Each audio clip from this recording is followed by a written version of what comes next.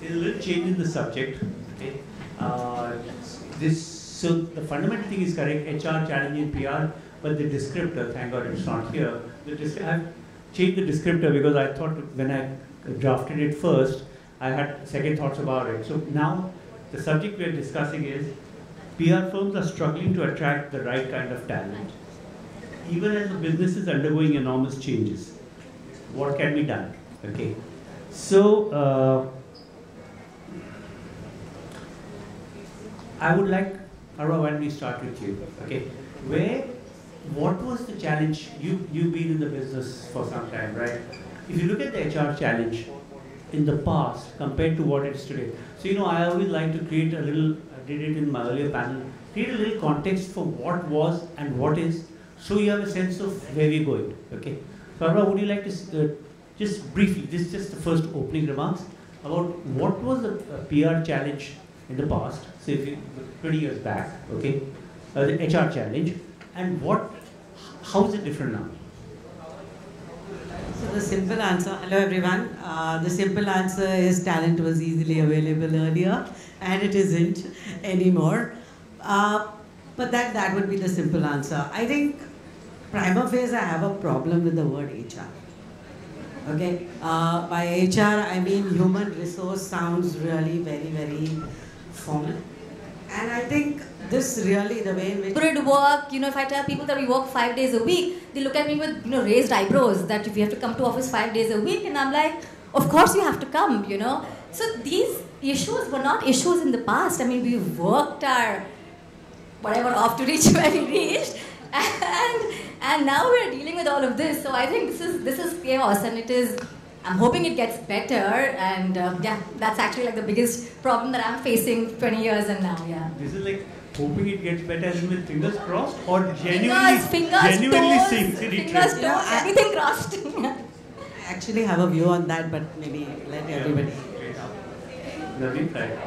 Yeah, so yes, totally agree to what is being said here, but which part of it? You don't think it should be called HR, or you have something to say about it? Many youngsters here, so I would rather be more moderate. You know, Diana was more emotional, but totally with her. You know, having now seen 14 years in hiring and mentoring and grooming, what has changed, Sreekant, is that today, unlike in the past, most of us are imports from journalism. You know, I'm an import from journalism.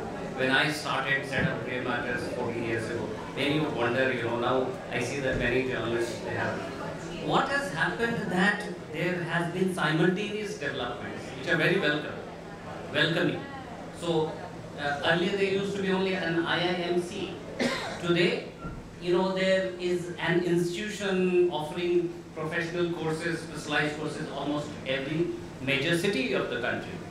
That should give us reasons to believe that we have more qualified, a better talent pool than in the past. Unfortunately, that is not true. We have large number of wannabes, PR professionals, but their capabilities, and I won't blame them entirely, there is a responsibility that lies also with those who are churning out. So are you saying that the institutes, the bridge between the institute and the industry is broken? I mean, that they are not being trained with the skills that you require? Is that the issue? I have reasons to believe, having come from an academic background and having maintained that, you know, I do my best to do as much, but that the reality check of the industry from the institutional side, I mean, I'm sure all of us are going to various institutions, but is it only cosmetic or is it deep? You know, I would think, you know, the former. I think one thing is, and I think this is generally true for all professions, not just for PR and Corp, the variety of choices that young people have is just so enormous. I mean, in advertising, if you're creative in single quotes, 20 years back, advertising was the place for you, largely, right? Now there's OTT, there's just so much content. You don't have to go into advertising. I think the same thing is true in any form of communication. Pooja, what do you think? I mean, I think suffice to say that all of us on the panel here are going through the same issues when it comes to people matters.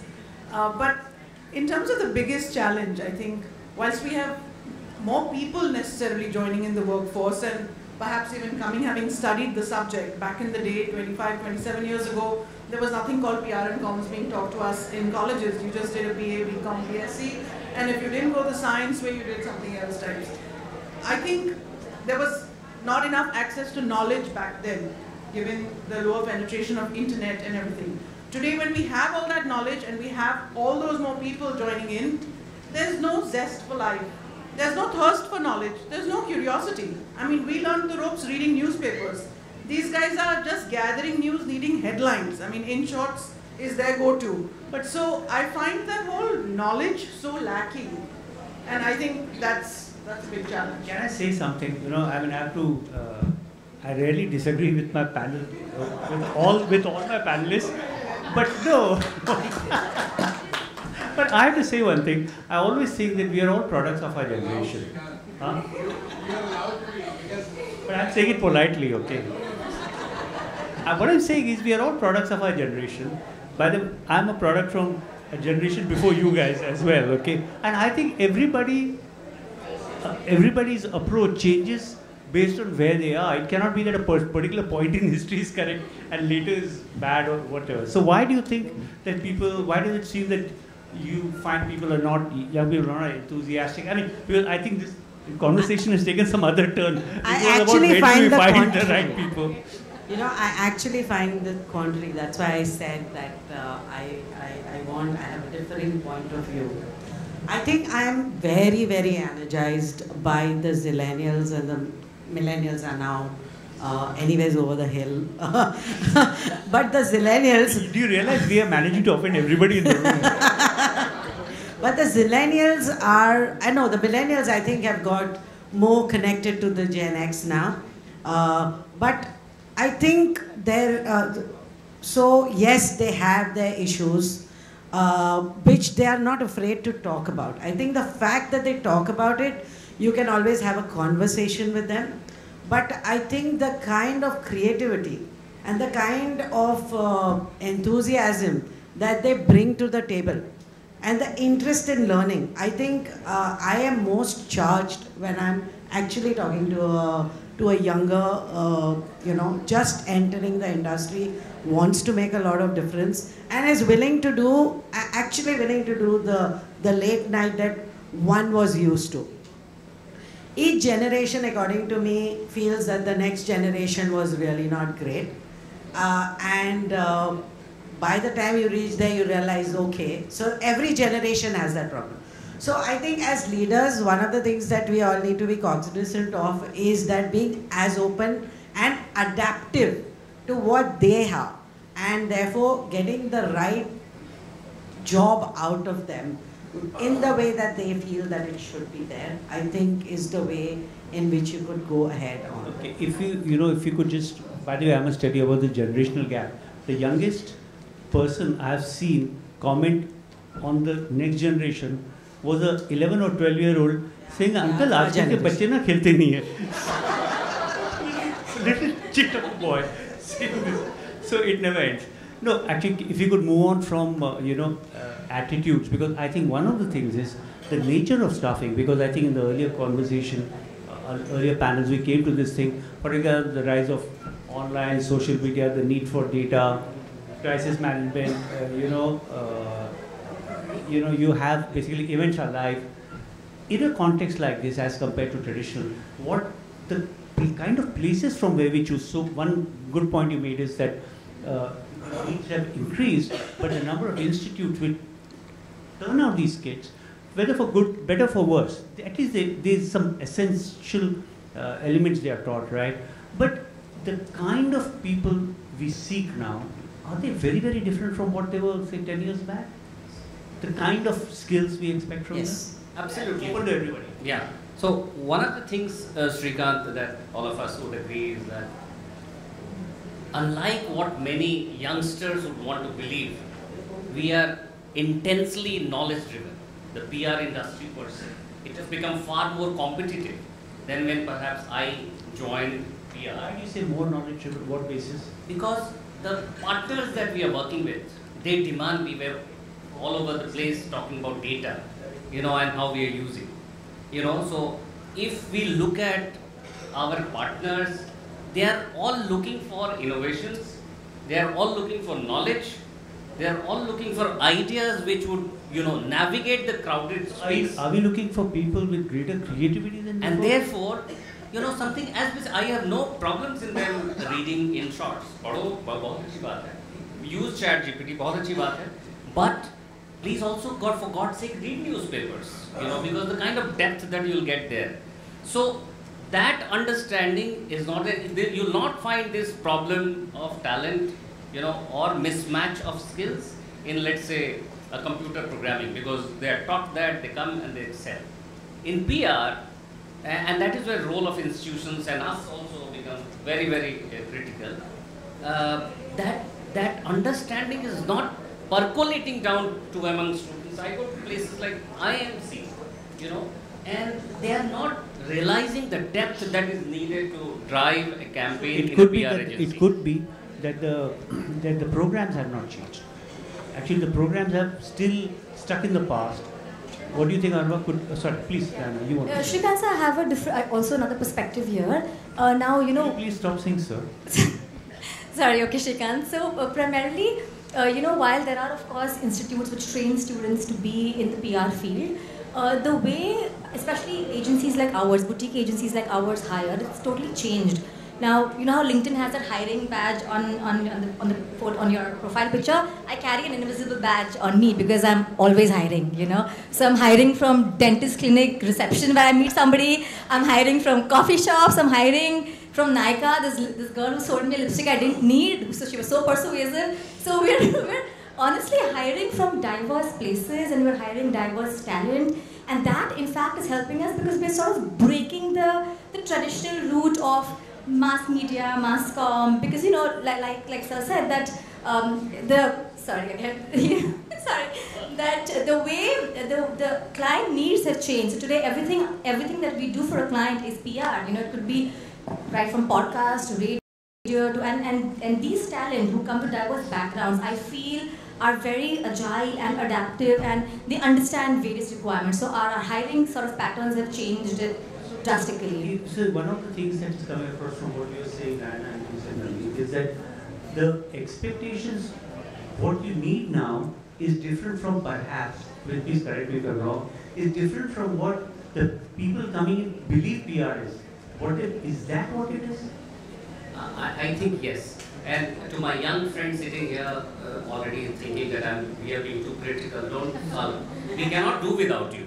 Trust me, we cannot do without you.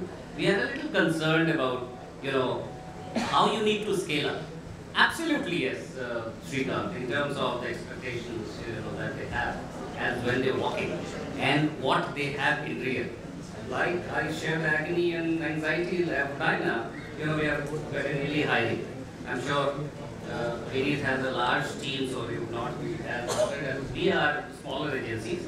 But yes, that mismatch is certainly there. Pooja, is there, one of the things was that, and somebody said this to me, somebody very senior in the business said this to me, this was when COVID was on the wane, right?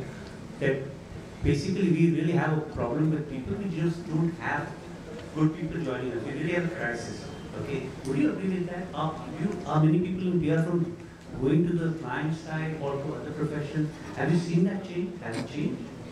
I think, look, PR executives aspiring to move into the client side has been the nature of the turf from years gone by. That is always an aspiration, and eventually they feel they've got a one-up on the agency because they are the ones calling the shots now. And I don't think that's a challenge any newer today it is than it was perhaps earlier. But I think in terms of a lot more newer talent coming into the fold, and the youngsters are open to experimenting, they are quick to adapt, they are big movers on technology, so they take to newer tools and newer platforms far easier than some of us old fogies. They are so click with their fingers on any tablet or device, and it's magical sometimes. I really don't see that as a challenge. I think the challenge is really, as Navneet also said, PR and comms is so high on the knowledge quotient. We are custodians of the brands and clients that we represent. we are partners and an extension of their team. One really needs to understand the role that we play in order to do justice to that role. And it's not as flippant as just attending glamorous events and launches. I think That is still the image. Is that so? I don't think so. No, I'm not commenting. I mean, is that the issue that people still think that is the image, and when they come, they're in the wrong sector? I think so, no, because when they come in, they think they're going to be attending glamorous launches and events, and all of a sudden you tell them, read this and write an article or write a press release, and they can't string two sentences. That makes sense. What do you think, Arwa? So my question was, is the right good people leaving the PR business? Is that a challenge, or Pooja's point is it has not any worse than it was before? Do you agree, or do you think it's different now? No, I don't think. I quite agree with her actually that the transition and that like doctor journalism to PR to comms. It's like you're in the same field kind of thing. Why you feel this more is that there are a lot more companies coming into the country, and therefore there is a demand for comms from that perspective. So there is, and plus there are a lot of startups that came in, and so obviously there is going to be that talent shift that is going to happen. There are more institutes that are coming in, but the key point really is that communications, and I would not just call it PR, but communications pre-COVID to COVID has changed drastically. And would you describe how? Yeah. So earlier, it was about awareness, and the previous panel also focused on it, right? It's no longer about awareness. It's about business impact. So earlier, business impact was only being viewed and judged from a marketing angle. It's no longer the truth. It is also coming from what communications does. And reputation is paramount importance to any CEO. You go and ask any CEO a question, what is it that seizes you at night? Alright, what is it that will give you sleepless nights? The one statement that every CEO will make is that I don't want an issue that I wake up to next day morning and I don't know about. That simple thing has changed what you therefore need to look at when you hire talent. So what had COVID to do with it? Why was COVID So stopped? everything is speed now. Earlier a story would come in next day, but now you see stories emerging minutes. It is happening on Twitter. It is happening on all social assets. So today, when a PR person is coming out, where a communication is coming in speed, agility, understanding of the business of a client and therefore its impact, therefore understanding data, therefore being able to tell a story for a client. So it's no longer one hat, and it's no longer that, okay, I know media, so that's all that I will do. I should also be able to read data that is happening on the social platform and understand and interpret. Arwa, let me just ask you. So let's imagine a typical client conversation. Okay, so when you say they are concerned not just with marketing but with business impact, right? How would a typical conversation go? What is it specifically that the client would demand? That I want to look at it like this. How would you measure it? How would you measure business impact? So most often than not, when the client looks at an agency, please ensure that we are ahead of the curve. And as long as you've been able to protect us, that is good enough, right? In terms of and I think one beautiful thing that has happened is that today comms is more and more working along with the marketing guys. Because even the marketing, which was earlier would say, ये PR team को दे दो कुछ press release कुछ coverage लेके आ जाएंगे, it will be something that we will show, is no longer the case. They see the impact that a PR professional can bring in, and today a PR person is also thinking advertising ideas, because the central theme is a narrative. What is the narrative that is going to be elevating a brand? And as long as you are able to do that, whether it's a marketing or any CXO, and I want to say this, it is including the board. So the board today questions a lot to the management. thereby your question. And more often than not, if I were to say this, that in COVID, post-COVID, I have attended more of the board meetings and addressing the board on what we are doing than I've ever done before. And that's a huge difference. Is this something you found with Pooja? Yeah. So Sreekant, like Arwa said, and to add to her point, with COVID, yes, came a lot of transitioning in the way people consume content and consume news. So typically, which was largely newspapers and in shorts, which were like your main forms of news consumption, has changed. Now mostly we're looking at YouTube videos, we're looking at Instagram, we're flipping stories. And that's where the need for a client to be relevant across all these platforms came through. So it wasn't just newspapers and magazines anymore. It was newspapers, magazines, podcasts, influencers, Insta lives, LinkedIn audio events, influencers talking about you, you know. So jahan pe there was one person or two people handling an account, you need a lot more people now managing it, because there is that much more demand, and the client will be like, okay, great, you got a print coverage or whatever, but you know, like for my consumers, I need a lot more. I need to be relevant on social media platforms. So the number of people servicing an account, the number of avenues for a particular client has drastically increased. And on the other hand, budgets really haven't increased. So while our costs have gone much higher because we're having more people managing the same account, it's you know, so there's a little bit of a mismatch there, but we're trying to sort of. Sometimes, you know, it seems almost that once upon a time the executives in an ad agency and PR agency would be utterly different, right? But now, sometimes it sounds... Lines are blurring. It's coming through. Lines are blurred, right? To answer your question, I think what's primarily changed post-COVID is that whilst necessarily before it was always about numbers and top line and bottom line, and something known as EQ, the emotional quotient, was necessarily not given front and center stage.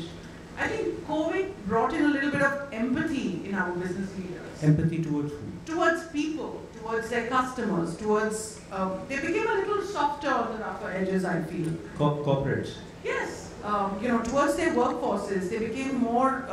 That's very interesting. Yeah, I think that's what changed with COVID. Therefore, more acceptance towards the hybrid work culture. Therefore, you know, being a bit more empathetic towards people and their personal responsibilities, to nuclear families and how they necessarily, you know, sometimes are looking after children while also managing tough deadlines and high pressures, or single parenting and the challenges that brings in place. I think it brought in a bit of a humane touch to all of us. Okay. Yeah, please. And that brings us to the question, like, I know it's a very interesting one, news consumption. And so does the news construction and news dissemination. So there has been a paradigm shift in all these three elements. And therefore, the newer talent that we are looking for, or that is, you know, getting in there, should be aware of the dynamic changes that have happened post-COVID. It is certainly not the conventional PR, and it is not only social media. But I mean, there is no way young people are ever going to know that the business is shit. And somebody has to tell them. They have no way of doing it, you know. Absolutely. The institutes are failing them. Absolutely. You know, because many of them invite me as a guest faculty, so I cannot be overtly brazen about criticizing, but I do tell people when they come walk into me, I get that theoretical perspective, having been trained at JNU and then having seen journalism and then media, I see a massive disconnect. So Okay. absolutely you're right, Okay. that institutions need to, you know, pull up Okay. their socks a bit. We have just 4 minutes left, so before I turn, okay, one second. Have you asked a question before? No, you have. Please. Yeah, please. Okay, just no, please. Go ahead. Hi, good afternoon everyone. My name is Himanshi. So I work in corporate communications for a manufacturing company based out of Lille, as per introduction. So I recently graduated from IIMC in July 2023, and I will completely disagree that the curriculum hasn't changed. Because the course I did is digital media, and that was launched last year, and only 48 students were there. So, and it takes a lot of efforts to get into that institution. But out of 48 students, only 25 got placements, and out of them also they're not happy.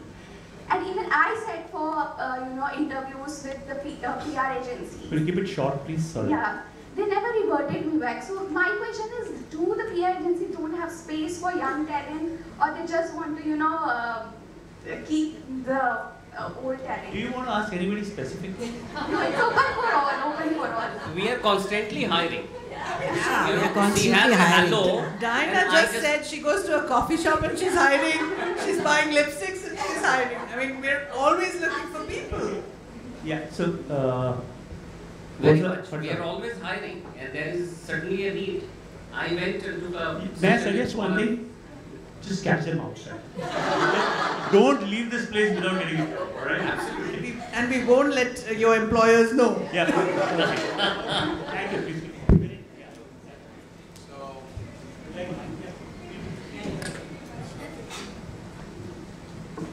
So, in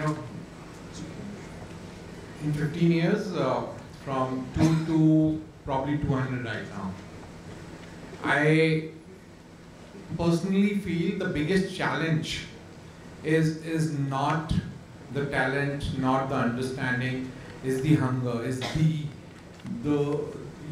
when I got into this career, I used to work, and this is a very bad debate to start with, I used to work 16 hours a day. And therefore, what I learned in 5 years, probably people will learn in 10 years. It's clearly, guys, I always say there's no shortcut to hard work. Hard work is the only shortcut to success. And in our business, we are moving from a normal vanilla PR to knowledge-based PR. There's no other way. How do you, create your identity, not only your personal identity, but your brand's identity, your agency's identity, is by bringing those differentiators, which is knowledge-based PR, right? How do you, so for in a typical sense, a journalist gets, say, 50 press releases a day, but what is it, what your press release says, what knowledge that brings in makes all the difference. And all of that will not happen until unless you have hunger. And I think that is something which I don't see. I also have a comment, and again, with all due respect to everybody, it's not a generic statement, but I see a cat B, cat C town guys have more hunger to grow, learn, do things, versus we are the privileged ones in metros. So these are two big challenges which I see, and rest everything will fall in place if we have that hunger, right? Learning. I can come to office at 8 p.m. and 8 a.m. and just read all the newspapers. Understand what is happening there, right? So that's my sort of a comment on the whole panel. Thank you. Okay, one last question, if there's one. Okay, please. Yeah, could you get the mic quickly, please? Yeah. Thank you. Hi, I'm Kushman. I head the Marcom for Showbiz. It's not a question actually. It's been my observation when I'm hiring. I'm seeing a lot of psychology students coming in, and I see that they are performing brilliantly well. So in case you guys are looking out, please consider people from this sector. One is that they come with the knowledge of how to handle human psychology, and of course as PR, I think we also handle public relations, people relations, and they are performing brilliantly well. I have 2 of them in my team, and just really wanted to share. That's really good. So this is very, very useful, because I think Diana won't be going to coffee houses. Okay. All right. I think we've run out of time, but that is a very good, interesting input. Okay. Okay. Could we have a round of applause for the speaker? Absolutely. Thank you so much to our panelists. Please stay with us a moment as